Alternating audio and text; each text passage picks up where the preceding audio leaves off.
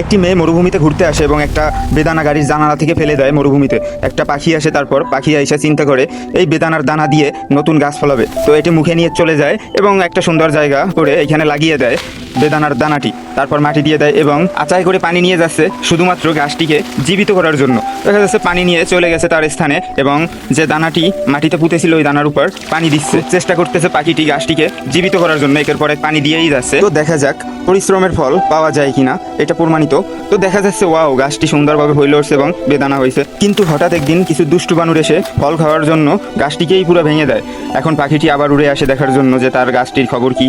সে খুব কষ্ট পায়, এই জন্য সে চোখের পানি ঝরায়, কান্না করে, তারপরে মুখে আবার দানা নেয় এবং সে চেষ্টা করে ওই দানাগুলো দিয়ে আবার গাছ ফলাবে। এবারে আর একটি নয়, এবারে হাজার হাজার জায়গায় দানা ছিটিয়ে দিচ্ছে এবং পাখিটি মরুভূমি পূর্ণ গাছ করতে যাচ্ছে। সে আবারও পানি এনে পানি দিচ্ছে।